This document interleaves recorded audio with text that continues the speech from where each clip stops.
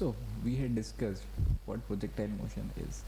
So now we will go to some technical terms of projectile motion, and those terms which will be the whole projectile motion is been circulating around three things. It is maximum height, second is time of flight, and third is range. So in order to get more deep into these concepts, we will have some discussion of easy topics. That is, let's say when an object is thrown with an angle theta from the horizontal, let's say its velocity is u, and as we had just learned, this will be the path of the motion, which is parabolic path, and the motion is projectile motion.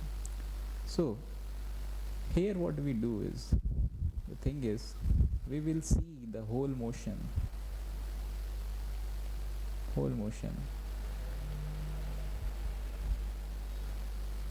into two parts. That is, one is in the horizontal direction,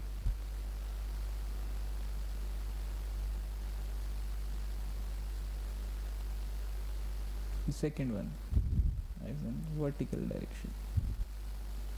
So the question will be said, what is the meaning of this horizontal direction and what is the vertical direction? So I am saying you that we all know that we don't like the things at an angle theta.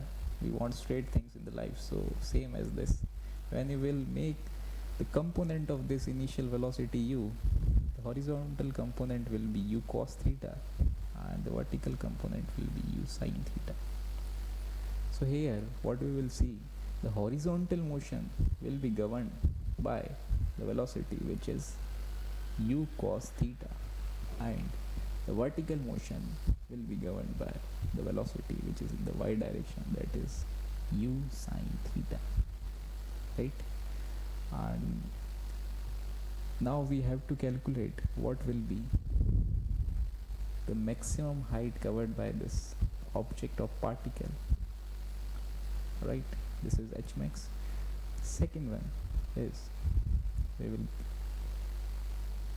get to know what will be the horizontal distance covered by the particle, that is range, and the time of flight, that is how much time an object is in air itself, that is defined as time of flight.